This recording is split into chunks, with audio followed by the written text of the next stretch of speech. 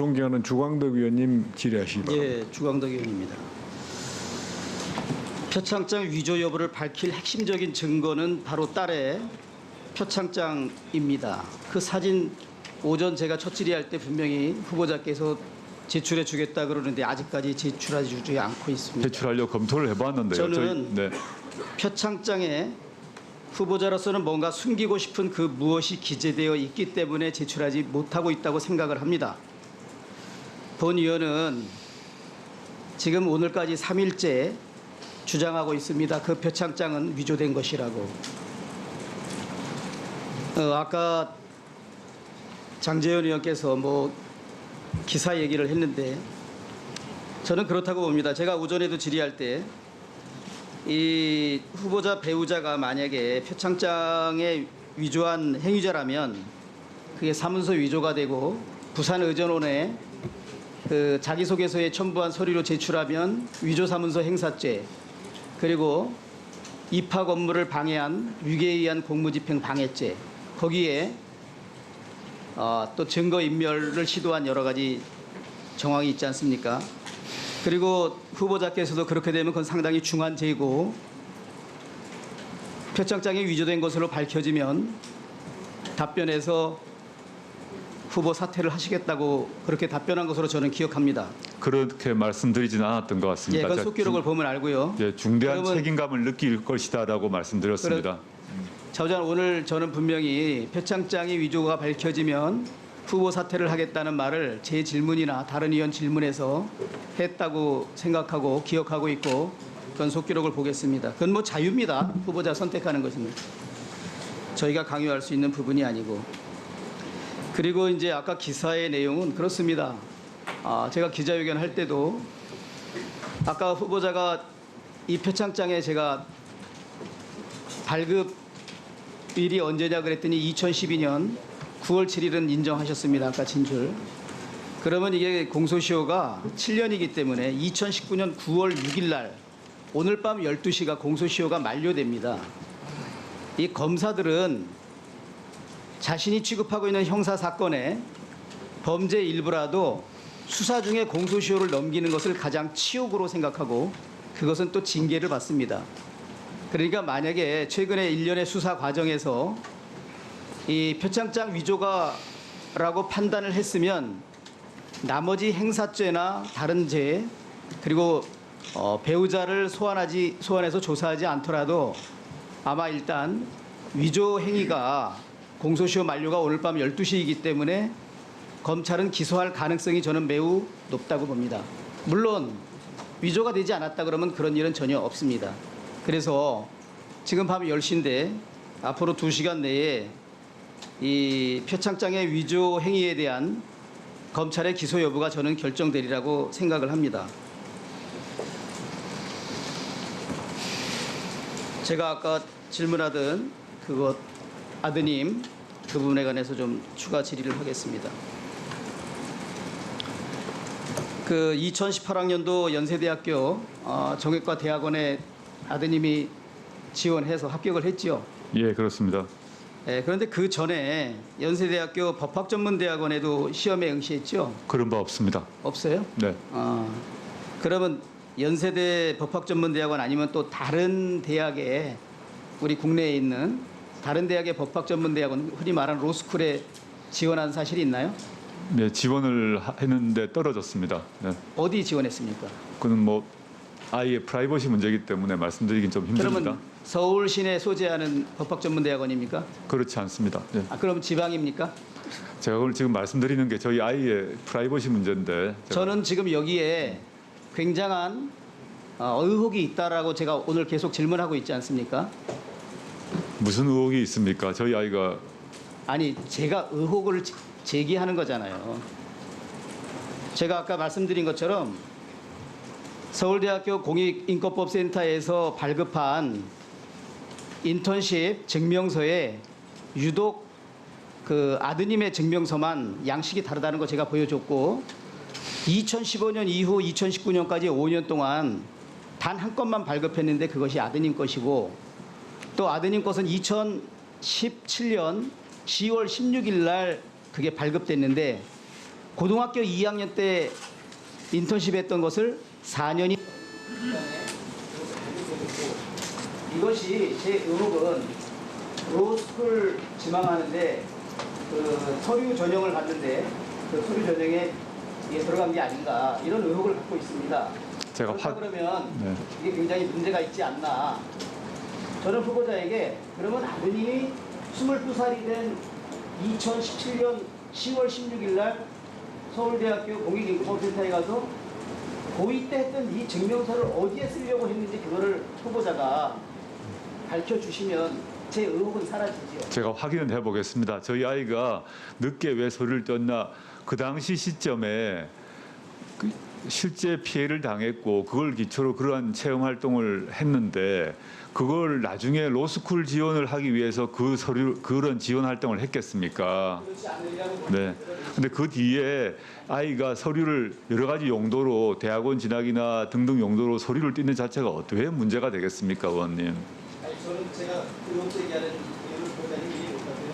그러니까 잘 이해가 되지 않습니다. 예. 22살인 2017년 10월 16일 날 4년도 넘기 전에 했던 그 인턴십 활동을 증명서를 띄어서 누구나 인정할 수 있는 용도로 그것을 사용했다 그러면 저 의혹은 사라지는 겁니다. 깨끗하게. 어느 용도로 썼는지 한번 확인을 해보겠습니다. 확인을 해 네, 주시면 확인을. 저도 네, 의혹이 풀리면 좋겠다는 생각입니다. 네. 예, 수고하셨습니다. 다음은 존경하는 김종민 의원님 질의하시기 바랍니다. 예, 김종민입니다. 우리 한국당 의원님들이 사문서 위조면은 조국 후보자 사퇴하라고 하시는데 아마 제가 한 얘기를 가지고 그렇게 얘기하시는 것 같은데 제가 아까 한 얘기를 다시 한번 상기시켜 드릴게요. 사문서가 위조됐다 하면 조국 후보 책임 당연히 져야 될 거라고 보고요. 만일 사문서 위조가 아니라면 한국당 의원님들 사퇴하겠다 이 정도 말씀을 해놓으시고 책임지라고 얘기하셔야 됩니다. 그렇지 않습니까? 국회의원들은 면책특권 뒤에 숨어가지고 사문서 위조라고 그렇게 그냥 명예훼손하고 허위사실 남발하고 그 책임 져야죠. 제가 두고 보겠습니다 한번. 사문서 위조가 아니면 그 주장하셨던 의원님들 한번 결단하십시오. 자, 이게요. 제가 지금 그 동양대 이 표창장 가지고 지금 어제 오늘 대한민국이 들썩거리는데 이 진원지가 우리 최성해 총장님이에요. 이분이 참 이게 말이 이렇게 왔다 갔다 하면서 이 보도가 이상하게 지금 되면서 지금 어제 오늘 이틀 동안 지금 아마 언론도 다 헷갈릴 겁니다 지금. 제가 한번 정리를 한번 해볼게요. 아까 제가 이분이 박사라고 해서 했더니 엄청나게 또 제보 전화가 왔어요. 그분이 박사라고 기록되어 있는 그 학교가 워싱턴의 학교가 2004년에 정식 학교가 됐는데 이분 박사학위가 95년도인가 그렇대요. 그래서 이거는 제가 그래서 교육부에 신청해놨습니다. 이게 정확하게 박사가 맞는지. 지금 이분의 말이요. 딱 이겁니다. 뭐냐면 표창장 자기가 준 적 없다. 그 표창장 압수수색한 거 보니까 자기가 찍은 그 표창장하고 다르다. 이것 때문에 여기까지 온 거예요 지금. 근데 이 말이 그래서 이게 가짜라는 겁니다 지금. 아마 검찰이 기소 어쩌고 하는데 저는 뭐 그거 검찰이 이걸 기소한다면 대한민국 검찰이 정말 우스운 일이고요. 이런 최 총장 말만 듣고 기소할 수는 없는 거 아니겠습니까? 여기에 대해서 정면으로 반박하는 당시 동양대의 15년 직원 녹취가 오늘 라디오 인터뷰가 있어요. 그거 한번 틀어보세요 한번. 자 잠깐만. 저게 두 가지인데요. 오늘 라디오에 뉴스공장에서 인터뷰를 한 거예요. 하나는 2010년 당시 동양대 실무 조교입니다. 그 당시에 이 딸이 수강했던 인문학 강좌에 한 100명 이상이 총장 상장을 타갔다는 거예요. 한번 틀어보세요 한번. 저희가 사업을 상하반기로 진행했을 때 100명 이상 참여를 했으니까 상하반기 200명이면 최소 100명 이상한테 1년에 수료증과 상장이 나간 거죠. 인문학 강좌일 경우로 한정하더라도 네네네. 총장이 일일이 확인합니까 그런 걸? 네, 다. 일일이 확인하는 경험은 제가 해본 적이 없어서.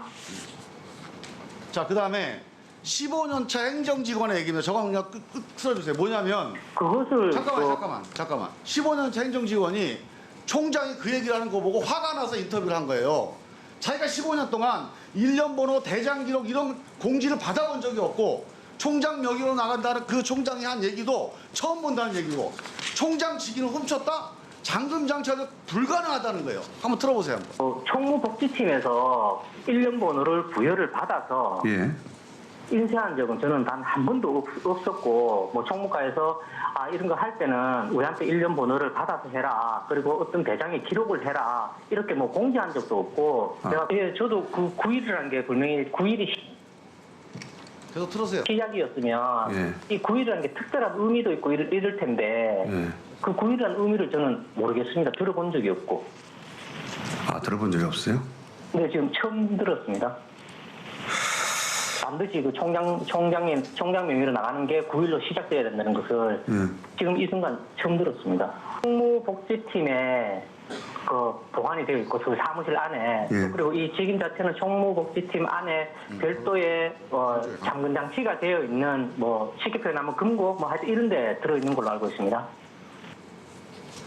자, 저걸 들어보면요. 그 총장님 얘기가 신뢰성이 안 가는 얘기. 총장님이 일단 선의로 본다면 모르고 자기는 모르는 건데 아는 것처럼 가짜다 이렇게 얘기했거나 아니면 어떤 의도가 있다면 아주 악의적인 얘기입니다. 만약에 대한민국 검찰이 저런 진술을 놔두고 총상 진술을 기소한다? 저는 우리 야당 의원님들이 검찰 사정을 어떻게 잘 아시는지 모르겠는데 뭐 검찰하고 통화해 보셨어요? 만약에 그런 총장 얘기 듣고 일반 기소한다? 그 대한민국 검찰 맞아요 그게?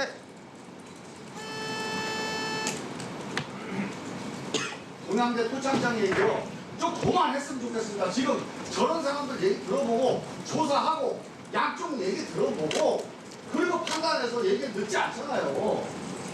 동양대 토창장이 뭐가 중요한 겁니까 지금? 그거 가지고 대학 간 것도 아니에요. 그거 사무소 위조했니 안 했니 가지고 지금 이게 온 나라가 이틀 동안 아니 확인해보고 이 직원들 불러서 얘기 들어보고 될 걸 가지고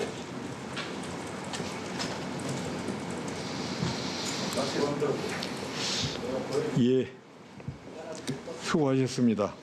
다음은 종로하는 김진태 위원님 질의하시기 바랍니다. 네, 강원도 춘천 출신의 김진태 의원입니다.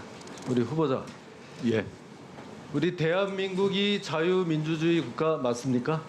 예, 그렇습니다. 그러면 후보자는 산호맹에서 이제는 사상 전향을 했습니까? 제가 못 들었습니다. 네. 사상 전향을 했습니까? 산호맹의 당시 강령에 저는 당시에 동의하지 않고 있었고요. 근데 지금 전 대한민국 헌법을 준수합니다. 그러면 옛날에 산호맹 사회주의자였습니까? 사회주의가 우리 사회에 필요하다. 한국 자본주의의 모순을 해결하기 위해서는 사회주의 사상이 필요한 입장을 갖고 있었습니다. 그러니까 지금도 우리가 사회주의의 그런 정책들은 충분히 받아들일 수 있다 생각합니다. 옛날에 사회주의자였다. 또 그런 사회주의적인 정책이 필요하다. 그런데 지금 우리 대한민국의 자유민주주의 헌법 이념을 존중한다. 네, 우리 민주주의 헌법 하에서 대한민국 헌법의 틀 하에서 사회주의적 정책이 필요하다는 입장은 변함이 없습니다. 그러니까 제가 묻는 겁니다. 전향을 했습니까? 전향이란 단어 자체가 갖고 있는 낙인적 효과가 있기 때문에 그 단어에 대해서는 답을 드리지 않는 게 맞는 것 같습니다. 그러면 전향을 하지 않는다는 얘기입니까? 전향을 한다 하지 않는다는 그런 질문 자체에 대해서 답을 드리지 않는 것이 규칙은 제가 정하는 겁니다. 그럼 답을 드리지 않아야 한다고 생각합니다. 전향에 대해서 답을 못하겠다. 전향이란 단어가 갖고 있는 것이 그 자체로 권위주의적 방식이라고 생각합니다. 그게 어떻건 후보자가 그걸 평가할 위치에 있지 않다고 생각하고요. 이렇게 중요한 문제, 사상에 관한 문제에서 전향을 했느냐고 묻는데도 답변을 회피하고 있다고 봐도 되겠습니까? 전 대한민국 헌법을 준수해왔고 앞으로 준수할 것이라고 말씀드린 것입니다. 그리고 과거 알고 있습니다. 산호맹 활동 당시에도 이건 아닙니다만은 산호맹 관련 사건에 대해서도 2심 판결문을 보시면 제가 산호맹 강령에 동의하지 않았음이 판결문에 적혀 있습니다. 물론 제가 당시에 여러 가지 사적인 연유로 그 활동에 관련된 건 사실입니다만은 대한민국 헌법을 존중해왔다는 점은 강조하고 싶습니다. 지금 사회주의자였다는 것을 시인했죠. 사회주의 사상이 우리 사회주의 사상과 정책이 우리 대한민국의 헌법의 틀 하에서 필요하다라는 점 말씀드립니다.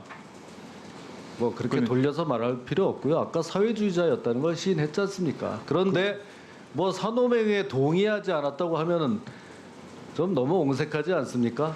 우리 사회에 예컨대 잠깐만요. 과거 법무부- 민주노동당, 정의당 같은 경우가 잠깐만요. 사회주의적 정책을 말 아직 안 띠고 있습니다. 끝났어요. 예. 지금 얘기하는 걸 못 들었어요. 저는 그런 통에 법무부 장관이 되겠다고 하는 분이 대법원 확정 판결에 의해서 사회주의 사상에 의한 산호맹 이적 단체 혐의로 확정된 것을 인정하지 않는다는 겁니까 지금? 그 판결 존중합니다. 그 시기의 판결문 존중하고 자, 그 그래, 예, 그 부인할 정도 생각이 됐고요. 없습니다. 그 사회주의자 또 다 존중한다 옛날.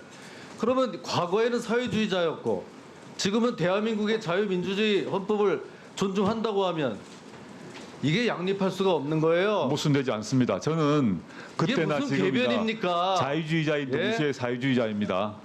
이게 그게 무슨 왜- 궤변이에요? 왜 모순되지 않습니다. 전 모순되지 않는다고 저는 생각합니다. 사회주의자가 그 사상을 포기해야 자유민주주의 체제로 올 수가 있는 거예요. 우리 대한민국 헌법은 그렇지 않다고 생각하고요. 우리 대한민국 헌법이 자유민주주의 체제라는 걸 인정한다고 했잖아요. 예, 인정합니다. 그 우리 대한민국 헌법의 그러면 하에 정치 이념으로서 자유민주주의, 시장 경제를 존중한다고 그러고도 말할 수 있습니까? 존중합니다. 그렇지만 경제민주화, 토지공개념 등등은 그 이거 이론적으로 보세요. 보면 사회주의 정책의 더 하나라고 저는 이상의 봅니다. 대변을 듣고 싶지 않습니다. 옛날에 사회주의자라고 하고 사상 전향에 대해서 답변할 수 없다?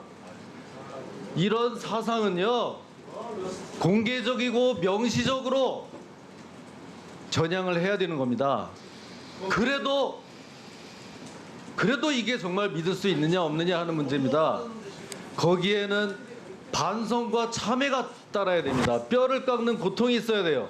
이런 모든 것들을 다 생략하고 저는 대한민국의 법무부 장관은커녕 대한민국 국민의 자격도 없다고 생각합니다.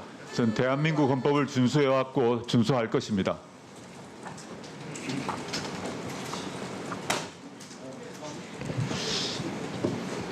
예, 수고하셨습니다.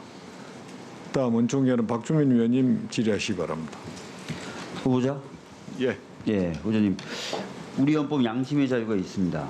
예. 양심의 자유에 반해서 양심의 자유에 반해서 어떤 행동을 하기에 강요하는 것 자체가 위헌적인 것이죠. 저는 그렇게 알고 있습니다. 그래서 십자가 밟기라든지 또는 전향이라든지 또 예전에 있었던 사제 광고 같은 것이 다 그래서 위헌성을 인정받고 사라지게 된 것이죠. 네, 그렇습니다. 예, 알겠습니다. 동양대 그 표창장 관련돼서 짧게 정리하고 다른 것들 넘어가도록 하겠습니다. 아까도 그 좀 했었는데 한 번 더 정리할 필요가 있다고 해가지고 자 보시는 것처럼 그 당시 동양대 인턴십을 직접 관리했던 교수가 보내온 문자인데요. 실제로 인턴인 과정이 이루어졌었고 그 과정에 후보자의 딸이 참가해서 많은 활동을 했었다. 그리고 그 활동 결과 지역 사회에 이 동양대가 뿌리내리고 좋은 평가를 받게 되는데 도움이 됐다. 그럼에도 불구하고 현재 안 좋은 평가를 받는 것이 굉장히 안타깝다라는 취지의 문제였습니다. 오전에 보셨죠? 예, 보았습니다. 예, 그러니까 즉 봉사활동이 있었고 상당한 역할을 했었다라는 것을 저 문자만 봐도 알 수 있습니다. 그래서 봉사상을 이 교수 등이 추천을 해서 이제 받게 되는데 논란은 넘겨주시죠.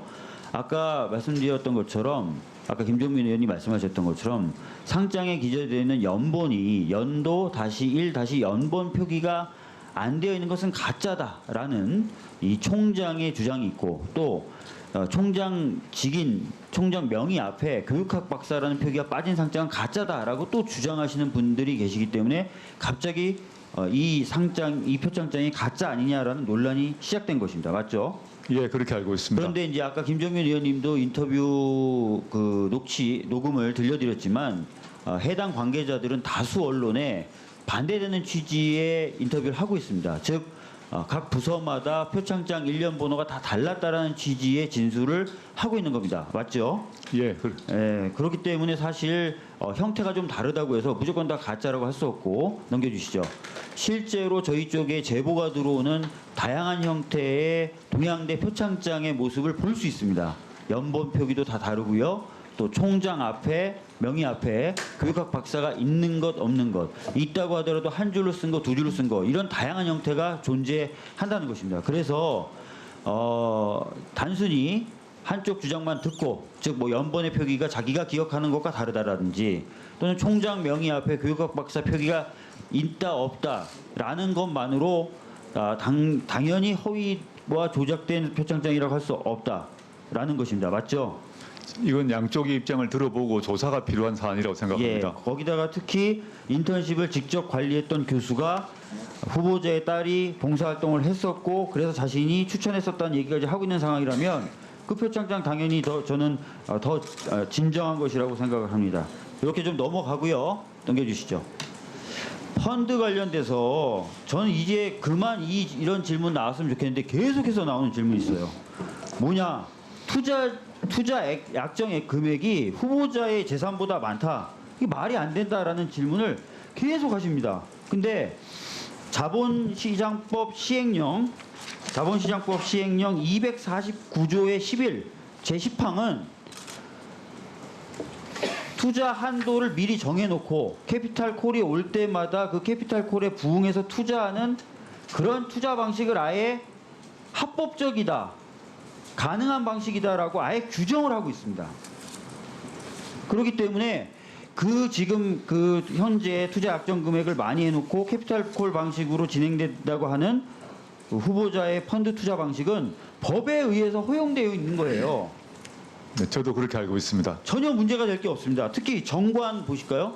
어떤 기자분들이 저 정관을 잘못 해석해서 저 정관대로라면 투자 약정금 한도만큼 무조건 출자를 해야 되는 것처럼 해석하시는데 그냥 읽어만 봐도 그게 아니라는 걸 알 수 있습니다.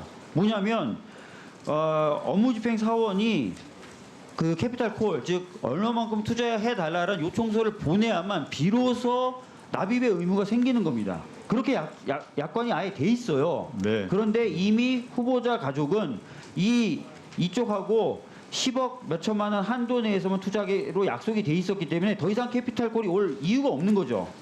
그렇기 네. 때문에 약관상으로도 전혀 문제가 없는 투자다. 제발 이거 더 이상 기자님들도 그렇고 야당 의원님들도 그렇고 얘기 안 하셨.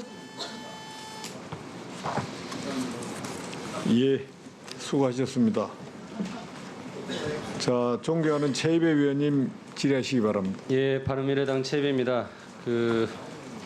자료 제출에 관련해서도 저도 좀 할 말이 있는데요. 후보자께서 방어권 문제로 자료 제출하지 않을 수 있다고는 생각합니다. 하지만은 수사 중이 아닌 사안에 대해서까지도 자료 제출을 안 하시는 것은 지금 인사청문회를 성실하게 임하지 않고 계시는 거예요. 인사청문회를 방해하고 계신다라고 저는 평가를 하고요. 예를 들어서 아까 김진태 의원님이 요청한 가족관계 기본 증명원 이거 지금이라도 공인인증서만 있으면 어느 컴퓨터에서든지 출력할 수 있습니다. 아니면 여기에 공인인증서 안 들고 계시면 집에 컴퓨터에서 출력해서 좀 보내라고 하셔도 됩니다.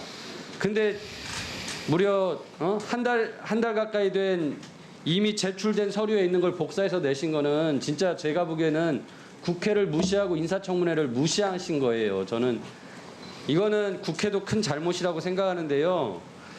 이번 기회로 이제 국회에선 인사청문회 앞두고 제발 고발을 좀 남발하지 않았으면 좋겠습니다. 이게 아주 좋은 선례가 됐어요. 인사청문회를 막는. 서로 고발하고 자료 안 내고 예? 검찰 수사 받으니까 증인 안 나오고 이게 뭐 하는 짓들입니까 이게 진짜. 저는 이번 기회에 국회도 이런 부분에 대해서는 좀 반성할 필요가 있다고 생각하고요. 아무튼 후보자님은 지금이라도 밤 12시가 되기 전까지 자료 낼 수 있는 건 내시는 게 좋습니다. 저도 아까 전에 납세 의무에 대해서 자료 요청했는데 계속 기다리고 있습니다. 예, 그리고 이번에는 아들의 국방 의무에 대해서 좀 말씀드리겠습니다. 아드님 지금 대학원 휴학 중이시죠? 재학 중입니다. 재학 중이세요? 예, 그렇습니다. 예. 2학기 재학 중입니다. 인사청문회 자료 보면은 5번의 입대 연기를 했고 후보자께서는 내년에 아들이 군대 갈 것이라고 말씀을 하셨습니다. 네. 후보자 아들이 외국 국적 불행사 서약서를 출입국 사무소에 제출하고 병역 의무를 이행하겠다라는 의사 표시를 했다. 맞습니까? 네, 맞습니다. 네. 근데 저희 방해 제보에 따르면은 아드님은 절대 군대에 가지 않겠다라고 지인들에게 얘기를 했답니다. 전혀 사실이 아닙니다. 그렇습니까? 네, 그 어떻게 그러면 서약서를 이것을 제출하겠습니까? 약속할 수 있는 거는 단 한 가지 방법이 있습니다. 내년에 군대 간다고 약속을 했잖아요. 네, 지금 입영 신청을 하시면 됩니다. 병무청에 입영 신청을 하면 내년 언제 갈 수 있을지를 기간을 정해서 일자를 정해서 입영 신청을 할 수 있습니다.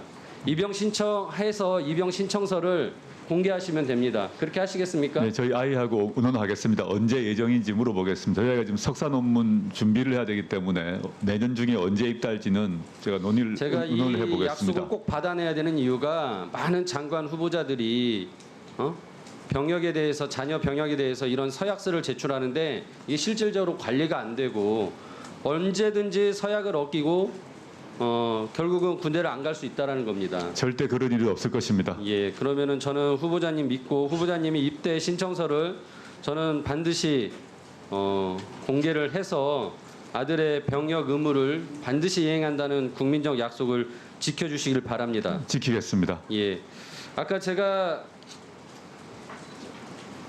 딸의 증여세 문제하고 배우자의 소득세 탈루에 대해서 지적을 하면서 자료 제출 요구했는데 지금 자료 제출 준비가 됐나요? 제가 자료 제출 그 자체를 지금 뽑을 수가 없어서 설명을 아까 보좌관님에게 드렸던 것 같은데요. 제가 한번 지금 여기서도 해주시죠 그럼. 예, 한번 설명을 드리겠습니다.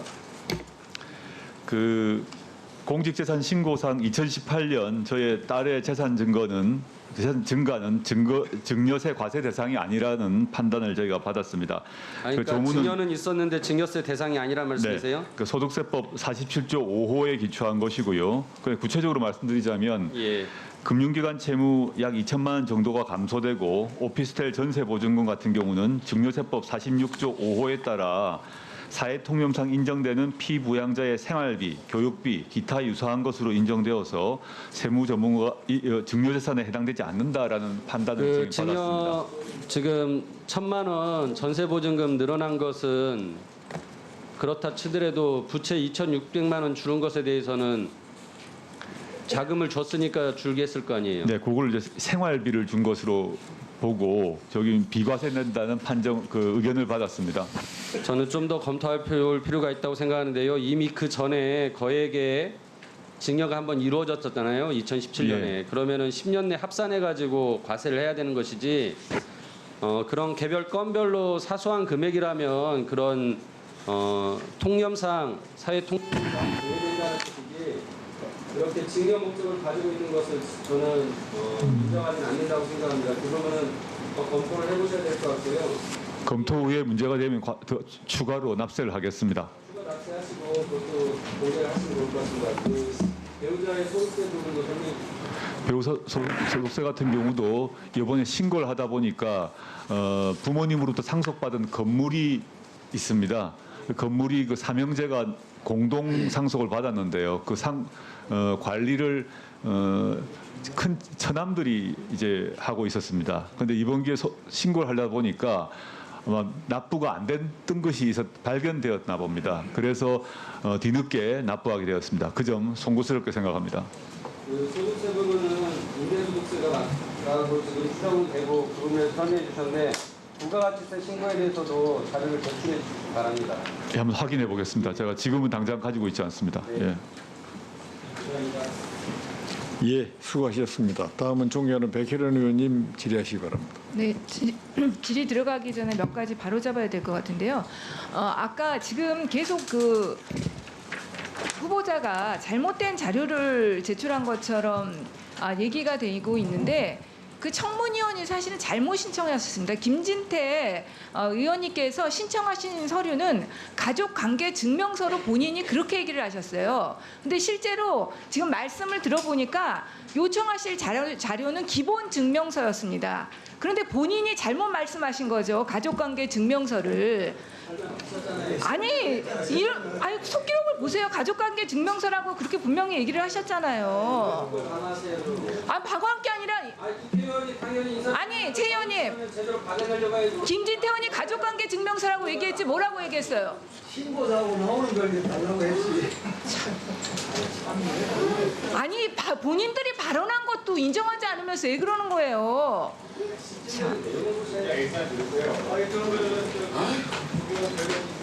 가족관계 등록부 기본 증명서. 기본 증명서입니다. 기본 증명서. 가족관계 증명서하고.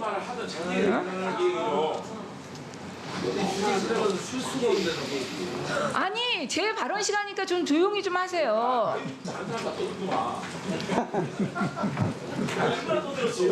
그리고 제가 아까 전 질의에서 당국대 후보자의 자택에서 압수된 거로 컴퓨터를 말했었는데 당국대에서 압수된 것을 제가 잘못 말했다는 걸 정정하도록 하겠습니다. 그리고 법무부와 검찰의 관계에 대해서 보면은 법무부와 검찰은 저는 건전한 긴장 관계가 이루어져야 된다고 봅니다. 일종의 양쪽에도 견제와 균형의 원리가 적용이 되어야 되는 것이고요. 법무부가 검찰을 문민 통제를 해야 되는 것이죠. 그리고 그 문민 통제의 중요한 방향은 바로 인사권입니다. 문민화이고요. 그런데 요번에 검찰 인사와 관련해서는 저도 굉장히 잘못된 인사였다고 생각합니다.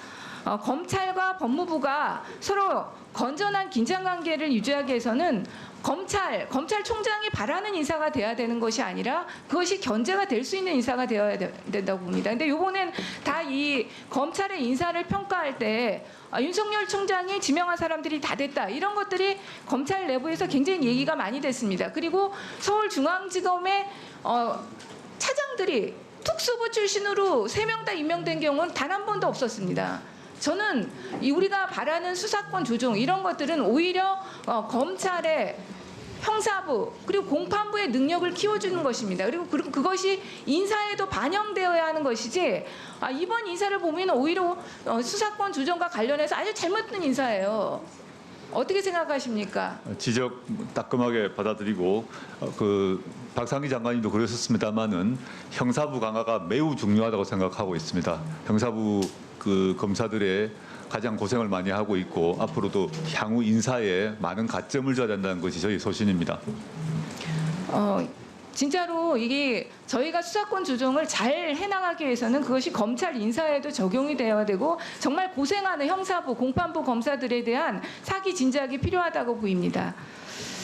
그리고 표현의 자유와 관련해서 금태섭 의원님께서 말씀하셨는데 일정 부분 동의가 됩니다. 표현의 자유의 가치가 굉장히 중요하고 또 공적인 이치에 있는 사람들은 남들보다도 훨씬 더 많은 감내를 해야 될 것이 많다고 봅니다. 그렇지만 지금 인터넷 시대 그리고 이 1인 미디어 시대에서 이 표현의 자유가 무한정 보호될 수는 없고 특히 저는 그 표현의 자유와 관련해서는 두 가지가 구별돼야 된다고 봅니다. 그러니까 의견 표명과 그다음에 사실 왜곡을 하는 부분입니다. 그래서 의견 표명의 부분은 좀 더 광범위하게 보장되어야 하지만 사실 왜곡의 문제는 오히려 예전보다도 더 엄격하게 규제가 될 필요가 있다고 생각합니다. 왜 그러냐면 인터넷 시대에 너무나 누구나도 신속하게 허위 사실들이 퍼질 수 있는 부분들이 있기 때문에 그 부분과 관련해서는 오히려 더 엄격하게 규제가 되어야지 또 사생활 보호라든지 인권 침해를 방지할 수 있는 그런 조치가 될 수 있다고 생각합니다. 어떻게 생각하십니까? 예, 아까 금태섭 의원님과 좀 상반되는 의견입니다. 지금 그런 위험성에 대해서 공감을 하고요. 저는 현재로는 현행 지금 법과 판례에 기초해서 법 집행을 할 수밖에 없다는 생각이 들고 사실 왜곡 같은 경우 정말 이 가짜 뉴스가 심각한 것은 대부분 이 사실 왜곡 때문입니다. 명백한 사실 왜곡을 퍼뜨리기 때문에 그 문제에 대해서는 현행법의 테두리 하에서 엄격한 법 집행이 불가피하지 않나 생각하고 있습니다. 예, 수고하셨습니다. 다음은 존경하는 정점식 위원님 질의하시기 바랍니다. 예, 후보자님. 예. 공무원 생활을 하셨기 때문에 위임정결 규정 이렇게 그런 거 아시죠? 예. 지금 뭐 동양대 총장 상황이 위조됐느냐 아니냐를 판단하는 기준은 동양대 내부에서 어학교육원의 총장상을 발급할 수 있는 위임 정결 규정이 있냐라는 거. 만일 그게 없으면 총장이 그 후보자의 부인에게 총장상을 발급할 수 있도록 위임을 했느냐, 이게 두 가지 쟁점이겠죠. 네, 네. 위임 정결 규정이 없으면 내가 위임받았다라는 걸 입증해야 되는 거는 후보자의 부인이겠죠. 네. 네. 그렇습니다. 그리고 이제 그 부분에 대해서는 검찰에서 판단할 거고, 문제는 그거겠죠. 엄마가 딸에게 총장상을 줬다라는 거겠죠. 그게 더 국민들의 감성을 자극하는 거 아니겠습니까? 대학원 의대 보내기 위해서 엄마가 딸에게 자기가 재직하고 있는 동양대 총장상을 줬다. 이게 더 국민들이 비난을 받은 문제겠죠. 위조 여부는 뭐 오늘이든 며칠 내든 검찰에서 판단할 거고. 다음 질문 하겠습니다. 후보자께서는 후보자의 오촌 조카가 부인께 이야기를 해서 저쪽 그 코링크에 투자를 했다고 말씀을 하셨죠.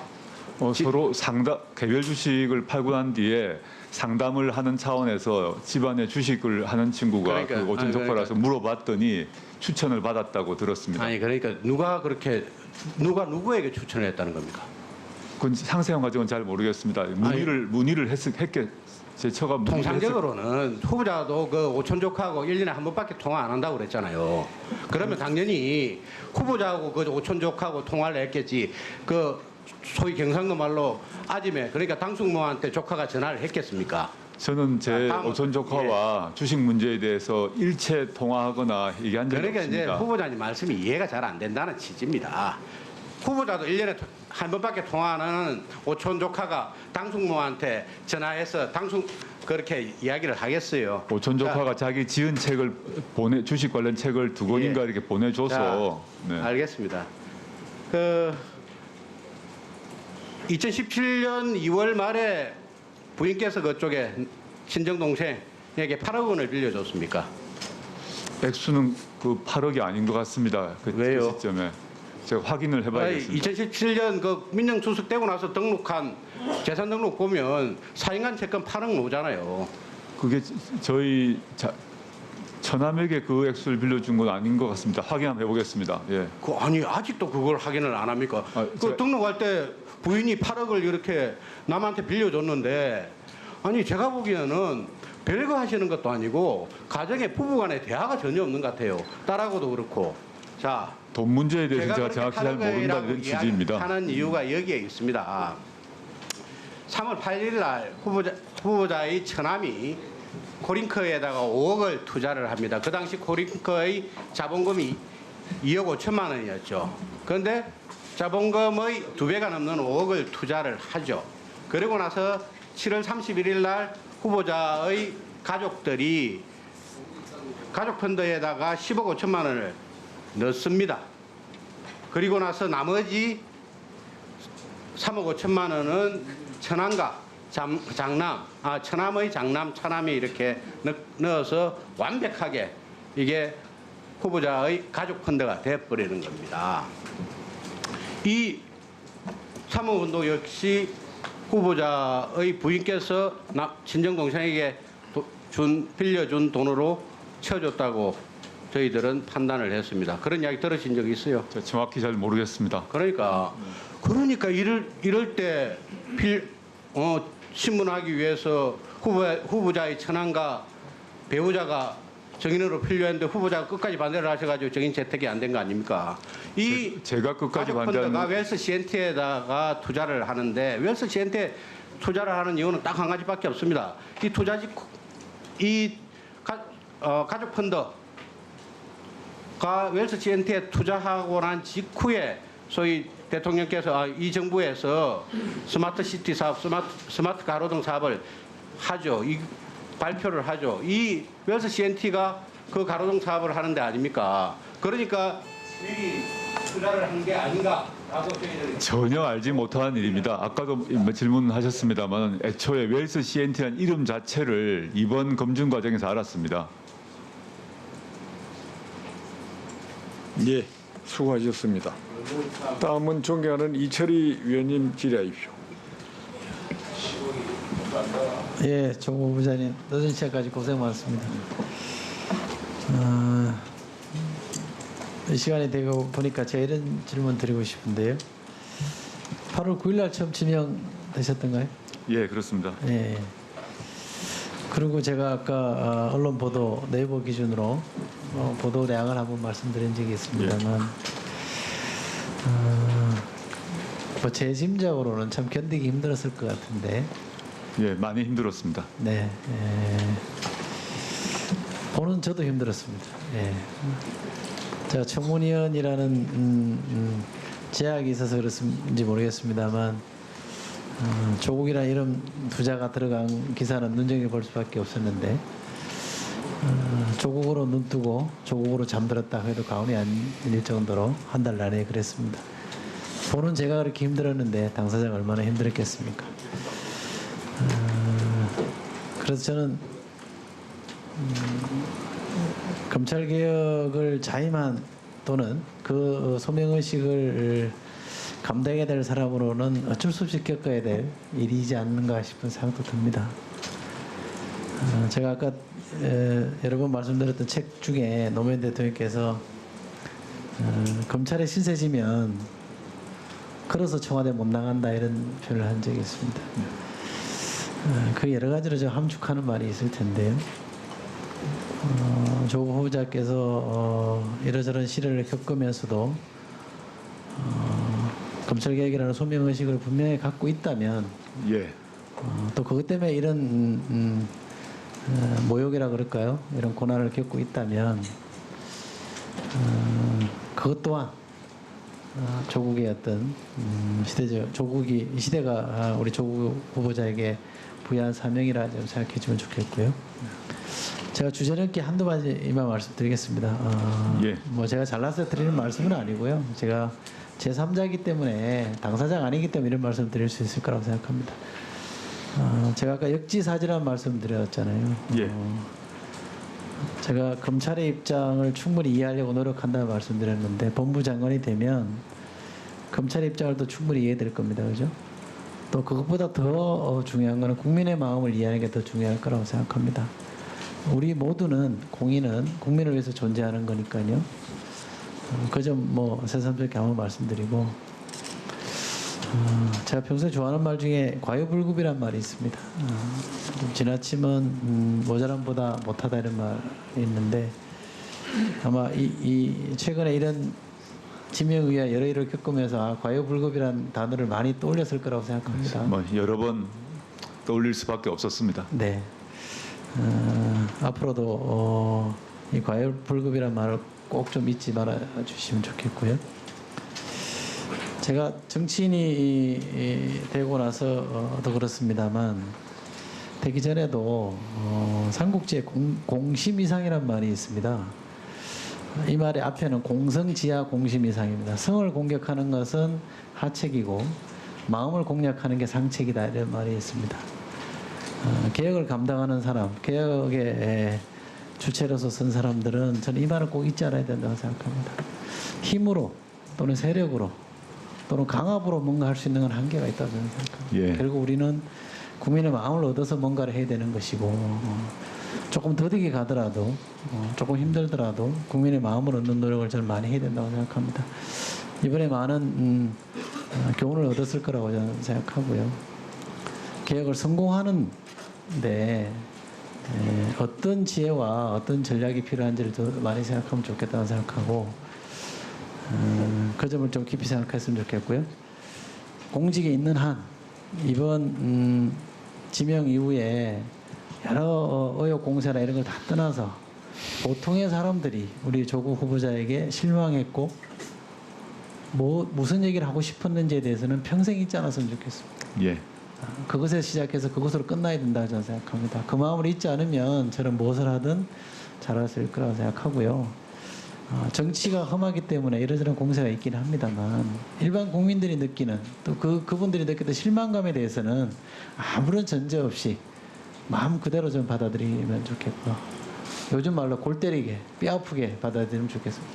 골 때리게 하죠. 골 아프게인가요? 네, 그러니까 받아들이면 좋겠다 생각합니다. 그런 자세로 일해 주시면 좋겠습니다. 너무 그러시겠죠? 네, 너무 감사드리고 지난 4주가 거의 40년 같았습니다. 그렇지만 이 자리에 와 있는데 제가 최종적으로 임명될지는 알 수가 없습니다. 임명되지 되든 안 되든 관계없이 그 지난 4주 동안에 있었던 저에 대한 전 국민적 검증, 그 저에 대한 비판과 불만을 되새기지 않을 수 없을 것 같습니다. 뭐 저만이 아니라 저희 가족 전체의 삶이고 부지불식간에 저나 저희 가족이 당연히 하면서 누려왔던 어떤 수혜, 합법적이라는 이유로 잊어버렸던 그 당연함을 안 돌아볼 수는 없었던 것 같습니다. 앞으로 이런 국민들의 저에 대한 이런 분노나 실망을 어떻게 갚아야 할지 잘 모르겠습니다. 그냥 바닥에서 새로 시작하면서 임명이 되든 안 되든 간에 모든 걸 새로 시작해야 될 상황이다라는 그런 그냥 느낌, 직감이 옵니다. 잘 해보겠습니다.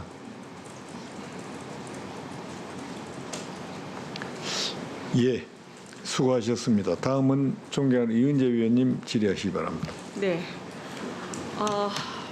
그 논문 관계 또 안 짚고 넘어갈 수가 없을 것 같아서 논문 관계 좀 짚도록 하겠습니다. 우선 이 박사학위 논문의 그 표절에 관해서 먼저 말씀드리겠는데 우선 후보자가 2008년에 서울대에서 표절 예방 강의를 한 적 있죠. 예, 있습니다. 네. 근데 그 강의가 어쩌면 그렇게 본인이 박사 논문 그 표절한 거하고 똑같은지 그 뭐 파워포인트를 쭉 넘겨서 2차 문헌 표절 관련 문헌을 좀 거기를 보시면 이거를 보면 우선 본인이 이 논문 쓴 거를 보니까 제1 문헌을 보지 않고 2 문헌을 보고서 썼어요. 그리고는 이 문헌은 아예 그 풋노트에 안 쓰고 그 다음에 1문헌만 풋노트에 썼습니다. 1문은 다 확인했습니다. 아니 어떻든 네 그렇게 되셨어요. 근데 그런 것이 굉장히 많고 그것이 이제 그 박사 논문에 여러 가지 문제인 걸로 제가 알고 있습니다. 그리고 나서 이것을 그 버클리 대학에서 전유라는 그 교수한테 그분의 그 당시에 포지션이 뭐였는지는 모르겠지만 편지를 받아가지고 그것을 그 진실성위원회에다 갖다가 연구 진실성위원회에 내서 뭐 그것이 감해졌다, 사면됐다 이런 표현을 많이 썼는데 사실 저는 그거하고 전혀 관계가 없다 이렇게 보여지고 있고요. 다음에는 석사학위 논문을 보겠습니다. 이 그 석사학위 논문은 서울대 진실위가 표절을 인정을 했고 이미 몇 년 전에 59곳의 표절 의혹이 제기가 됐는데 엊그제 또 다시 30곳이 넘는 표절이 발견됐습니다. 이 정도 되면 석사학위 논문 취소돼야 되는 거 아닙니까? 근데 이제 보니까 서울대 연구지청의 판정문 보셨습니까? 거기에 네, 아니, 경미하여 그랬는데 경미하다라는 판정을 내렸지 않습니까? 그러셔요. 근데 지금 2008년에 교육부에서 내려진 가이드라인 잘 보셨죠?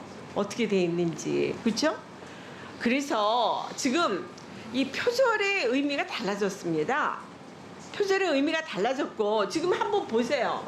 그 일본 책을 얼마나 많이 뺏겼는지 그 일본 책 뺏긴 거 좀 한번 보여주세요. 한번 보세요. 저거를 한번 보시고. 예, 다 보았고요. 네.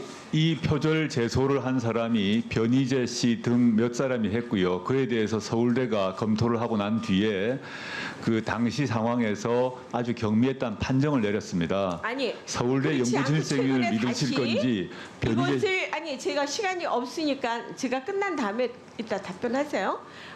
왜냐하면 저는 질의 시간이 정해져 있기 때문에 자 그런데 이것을 다시 서울대에서 이것을 다시 검토를 하겠다. 그래서 이것을 다시 그 제출을 하겠다. 지금 이렇게까지 아마 들은 것 같고요. 그다음에 이제 지금 그 서울대에서 진실성위원회에서 발표한 것은 저희가 믿을 수가 없습니다. 왜냐하면 지난번에 김상곤 교육부 장관 때 한번 그 민정수석 때 한번 보셨잖아요. 시간이 청문회가 끝나고 나서 나중에 석사 논문이 표절로 인정을 하지 않았습니까? 그거 보시지 않았습니까? 저희가 장관 되기도 전에 민정수석이 되기도 전에 그 훨씬 전에 변희재 씨 등이 제소를 했고 서울대에서 다 판정을 했습니다. 그거는 그 59곳의 표절 의혹이 제기된 것은 바로 그때였는데 최근에 그 같은 모든 전체가 검토되었습니다, 의원님. 됐습니다. 그다음에 제가 이렇게 보니까 한번 보세요. 한번 보면 일본 책 그대로 번역해서 갖다 놨습니다. 각주가 달려 있습니다. 일본 책 의원님. 그대로 갖다 근데 각주가 달린 것도 논문을 쓸 때 예를 들면 똑같은 것을 갖다가 쓰고서 베끼는 저기 각주를 쓰는 게 아니라 그 책의 내용을 비슷한 것을 갖다가 남이 사고를 갖다가 쓴 거기 때문에 줄을 다는 거 아닙니까? 서울대 근데 그렇게- 결정문을 한번 아니, 서울대 보시면 교수들은- 좋겠습니다, 의원님. 아니 저기 그렇게 그것을 풋노트 달았다 그래서 그게 그냥 표절이 아니라고 생각하신 건 잘못된 겁니다. 그래서 근본적으로 만약에 이렇게 석사학위 논문에 문제가 되면 석사학위도 취소될 수밖에 그 경우에 후보자가 6개월 단기 석사 장교도 이 병역을 마칠 수 없습니다. 그것뿐만 아니라 아까 그 울산대 논문 뭐 다른 게 뭐 있냐 제가 물어본 것은 울산대 석사학위 하나로만 하신 거 아닙니까? 그렇게 되면 그거부터 아마 줄줄이 문제가 생길 거라고 저는 생각해서 이 부분에 대해서는 본 의원이 다시 이 검토를 부탁을 하겠습니다. 이상입니다. 네. 변희재 씨를 믿을 것인지 서울대를 믿을 것인지의 문제라고 생각합니다. 똑같은 제소를 하였기 때문입니다. 변희재 얘기는 꺼내지도 않았습니다. 아니 변희재가 여기서 왜 나옵니까? 그러니까 말이 안 되는 얘기를 변희재가 왜 나옵니까? 그 모든 논문에 대해서 서울대 연구실정위원회가 다 검토를 해서 결정문이 나왔고요, 오래전에. 그 제소를 했던 사람이 변희재였기 때문입니다. 그에 대해서 이 결정문이 오래전에 나왔고 그 모두는 공개되어 있습니다. 아니 답변하는데 이 조롱하는 거예요 지금? 그렇지 않습니다, 의원님. 변희재를 떼어 사과하세요. 네, 변희재를 언급한 것이 이 의원님께 마음을 상하게 했다면 사과드리겠습니다. 당시 시점에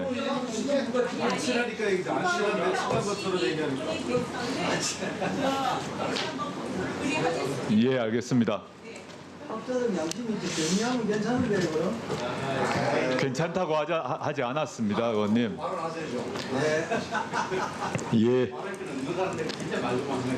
예, 수고하셨습니다. 다음은 존경하는 정성호 위원님 질의하시기 바랍니다. 예, 아이고 지금 보기 쉬워갖고요. 예, 경기도 양주 출신의 정성호 의원입니다. 지금 또 최근에 그 대학 그 학위 논문에 관련해갖고 여러 가지 표절 의혹이 제기되면은 그 표절 의혹에 관련해갖고 되게 어떻게 판단합니까? 일반적으로는 그 논문을 갖다 그 심사한 해당 대학에서 되게 대부분의 대학이 구성되어 있습니다. 연구질성위원회란 그런 유형의 맞습니다. 위원회를 구성해갖고 판단하지 않습니까? 예, 그렇습니다. 마찬가지로 서울대에서 통과된 석사든 박사든 그런 해당 논문에 관련해갖고 그 의혹 또 표절 의혹이 제기되면 서울대 어떻게 처리합니까? 서울대에서 연구신성위원회가 구성이 되고요. 거기서 그 논문들을 샅샅이 검토하고 분석하고 그다음에 내부자만 있으면 안 되기 때문에 외부 전문가에 맡기는 걸로 알고 있습니다. 예, 그렇습니다. 예. 지금 그 논문에 관련해서 표절 의혹이 제기되면 그 해당 대학의 연구진성위원회에서 되게 그 비슷한 유형의 어떤 위원회에서 심사해갖고 다시 판단합니다. 그 연구진성위원회가 가장 유권적인 판단 기관입니다. 그렇습니다. 그렇지 않습니까 이게? 예. 다른 밖에서 이 개인이 누가 이거 그 뭐 논문 검토해갖고 표절됐다 이게 무슨 뭐 그대로 옮겼다 뭐 이렇게 해갖고 주장해도 될 게 아니에요 사실은요. 후보자의 그 서울대 석사 논문이 그 소비에트 사회주의법 형법 이론 형성과 전개에 관한 연구 이거 맞죠 이게? 예, 맞습니다. 이거에 대한 그 서울대 연구진실성위원회 판단이 어떻습니까? 이제 각주 표기에 있어서 몇 가지 실수가 발견되지만 경미하다라고 결정을 내렸습니다. 네, 제가 그대로 읽어주면요. 15군데에서 번역서와 거의 동일한 문장을 사용했음에도 인용 표시가 없었다. 다만 해당 부분은 역사적 기술로서 석사 논문의 학문적 독자성과 직접 관련이 없는 점, 당시 번역서의 인용과 자기 문장의 중복사에 관한 기준이 정립되지 않은 점 등 고려하여 위반의 정도가 경미하다. 이렇게 판단된 거죠? 네, 그렇게 기억하고 있습니다. 예. 마찬가지로 지금 뭐 버클리대 박사 논문에 관련해서는 매우 우수한 논문이다라고 하는 것이 일반적인 견해인데 지금 뭐 이것도 표절했다 이런 주장이 전혀 아닙니다. 이번에 어떻게 판단됐습니까? 이번에 다시 한번 버클리 학장님이 그 답을 보내줬습니다. 아마 이은재 의원님이 문의를 한 것 같아서 저에게도 공동 수신으로 결정문을 보내주셨고 의견을 보내왔고 저희 버클리 박사학위 논문에 문제가 없다라는 점을 버클리 법대 학장 이름으로 공식 저에게 문서를 보내주셨습니다. 예. 그 마지막으로 다시 확인하겠는데요. 그 동양대 총장 명의의 표창장 관련해 갖고 지금 후보자의 배우자가 뭐 피의자로서 입건돼 갖고 피의자 신문 조서를 받았습니까? 아직 소환도 되지 않았습니다. 그렇지 않습니까? 그렇습니까? 네. 지금 그와 관련해서는 동양대 총장의 그 일방적인 주장만 있을 뿐입니다. 네. 그렇지 않습니까 이게? 그럼 아직 잘 모르겠습니다. 네. 뭐 검찰이 어느 정도 수사되는지 모르지만은 지금 그 후보자의 배우자가 이 표창장을 작성할 권한을 총장 위임 받았냐 안 받았냐 문제되는 게 아니에요 사실은요.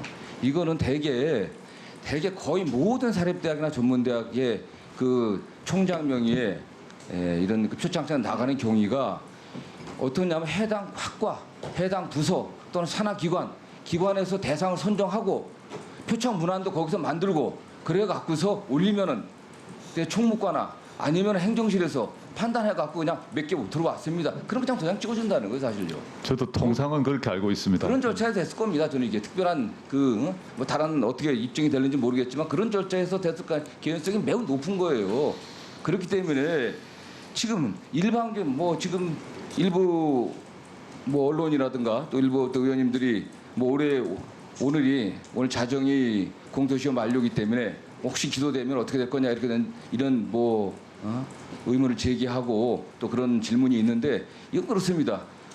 당사자의 일체 어떤 변소도 듣지 않고 어느 일방 당사자의 진술만 갖고만 기소한다고 하면 그걸 갖고서 후보자의 거취를 지금 논의하고 고민할 단계는 아닌 겁니다. 잘 알겠습니다. 예. 그다음에 지금 하나만 더 묻겠습니다. 시간이.